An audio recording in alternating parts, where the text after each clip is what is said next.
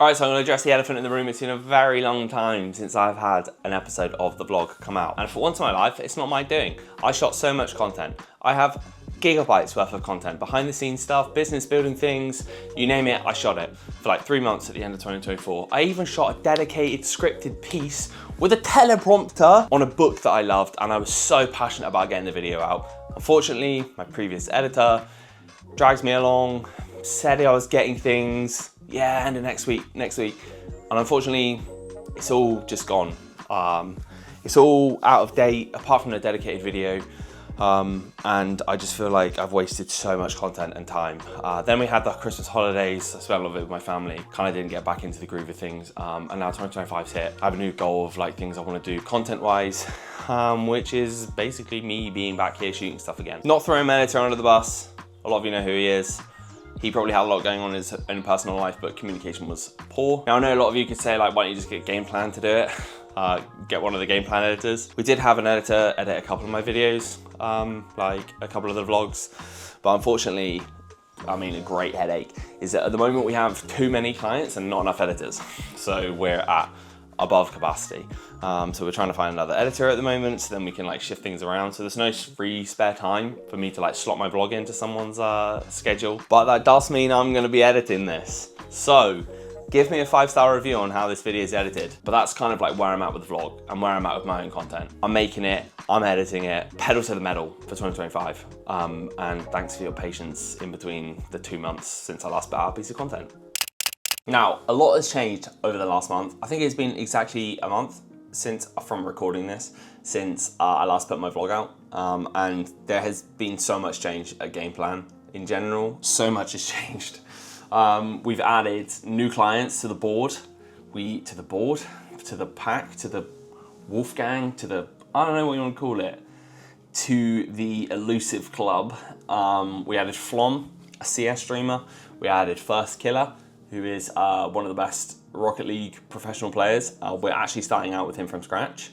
We're going to be shooting his first ever pieces of content together, which I'm absolutely buzzing about. We added T-Bell Card House, which is the Pokemon Rip and Ship, and we added a Warzone streamer called Shifty. So things have been going absolutely insane for us. The growth has been astronomical, to say the least.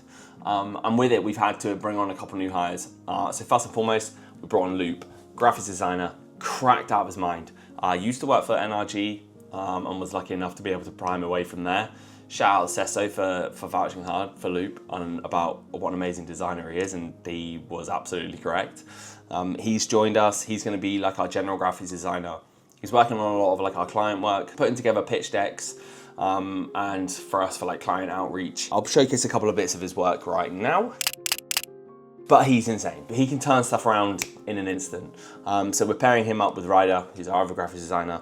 And I genuinely think we have the most insane graphics design core of any business going right now. It's a bold claim, but I'm willing to stand by it. And a second person that we've added to our portfolio is probably gonna be one of the most important hires we make this year in terms of opening doors, scalability, revenue driver, just lots of things. But we were lucky enough to add Joyce, who is Nessie Creates, a lot of you know. She makes unbelievably amazing plushies like this one here and this one here.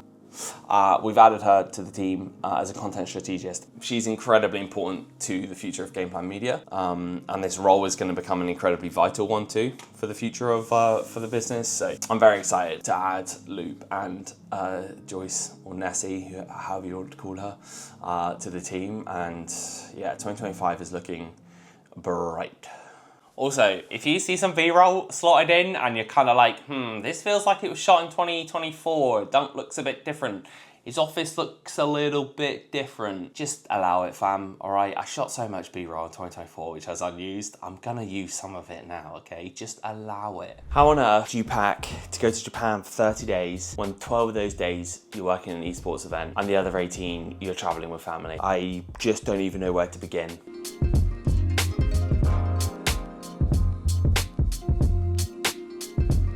I'm taking 3 main pieces of equipment with me. I'm taking my DJI Osmo and my Fujifilm. Fujifilm's mainly just for me to take aesthetic photos in Japan, like I'm some sort of content creator, and then the Osmo is for the vlogging.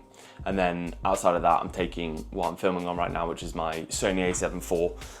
The Sony a7 IV is what I'm going to be doing most of my like social content shooting for ALGS in Japan. That's the one that I'll be using day in, day out with the pros. And then I'll just be using like my DJI Osmo to capture my own personal content. My electricity bill is gonna be through the roof this month. I have my Fuji batteries on charge, DJI Osmo, 2 extended battery handle thingy, DJI mic, my Rode mic, 5 Sony a7 IV batteries on charge. I'm so sorry, I'm the one bringing down the climate. I am climate change. That's one part of probably 16 parts that I need to get ready for Japan. We're currently going through the interview process to find another video editor for GP, and we put out an application. We had over 180 applicants, and going through every single one line by line was exhausting. We have an interview now with someone, so fingers crossed it goes well and we like them and we can take them through to the next round. If not, then we move on to the next candidate. Can I hear? Yeah, let's go, baby. Sorry, my headset was off. It just died on me. Right, kick things off. This is just an informal chat. An opportunity for us to get to know you a little bit better. Obviously, we've had the questionnaire, you've answered some of our stuff that we wanted to know initially. And then this round is basically just an informal chat with the 3 of us here from Gameplan. Super easy questions, there's no exam. Just kind of get to know you a bit better. Do you just want to kick it off by telling us a little bit about yourself, what you currently do, a bit of your experience, whatever you want?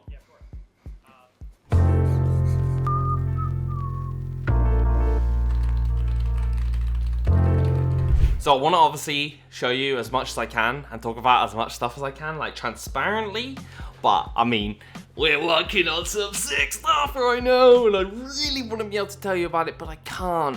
Not because it's private or like NDA'd or legally we can't.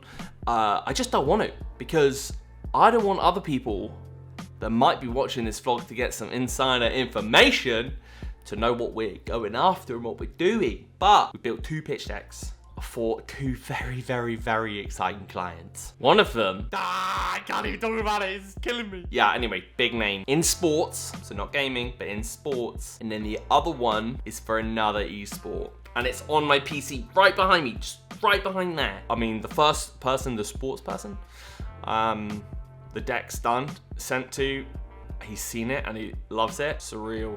But the second one, we haven't finished it yet and we're gonna send it over, but it's for another esport. But just putting this stuff together and be like the About Us page, and like when you put up all the things that we've done and what we're good at, and it's like, damn, we did that. Like we do that. Like we're the GOATs. It's so sick. I'm gonna leave you on a cliffhanger and just not tell you, but just know it's exciting. Just know it's exciting. Also, have you seen my new addition to my office? How nice is this? We got plants. I'm so cultured now.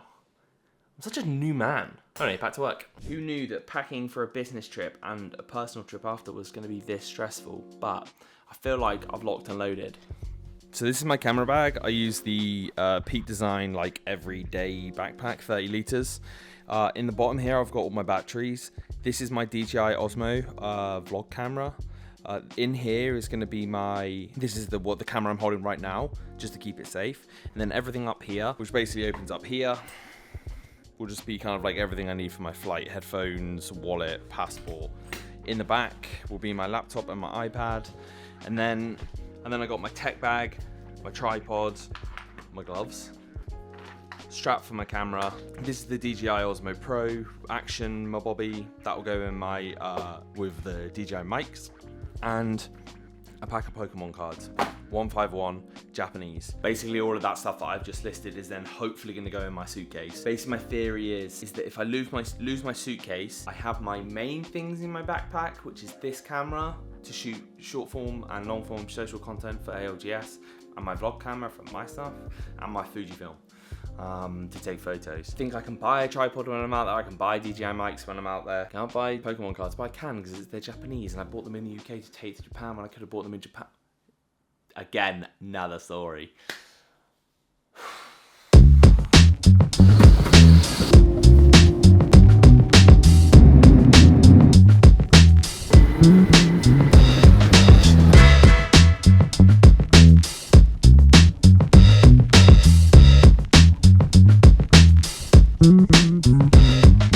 So I live in a place called Cornwall in England. It's like the bottom left-hand side of the bottom, like the kick of the United Kingdom. I love where I live. It's the greatest place on earth. It's literally the cold California. It's got beaches, sand, surf, sea, sand, more surf and more sea. I live on the coast, I absolutely love it. But the worst part about it is the fact that everywhere I fly to, I have to come from London Heathrow, which means I have to drive an hour to a train station. I then have to take a 3-hour train station to London. I then have to take a half an hour train to Heathrow. Or I just drive 5.5 hours the whole way. It's long, and all the flights go between like 8 a.m. and 10 a.m. And if I was to drive 5.5 hours, it means leaving at like 2 a.m. to get here at 7:30 to then, like, not even then, I'd be leaving at like 11 p.m. the night before. So a lot of the time I have to come up to London, stay overnight, and then fly in the morning, and that's exactly what I'm doing right now. I've got a bunch of work that I need to do. I'm going to try and edit this vlog, and maybe get it done before I fly tomorrow, but who knows? I'm not an editor, so I can't tell you how long it's going to take me. But also have a few things I need to do with work. Got to make some very, very, very uncomfortable phone calls, which isn't going to be nice, but that comes with the job of being a CEO. Sometimes you have to make some horrible phone calls. I won't share too much. I like to be transparent, but there's some things that should stay private. But we are unfortunately having to let someone go. We have to make those tough calls. Yeah, hate it.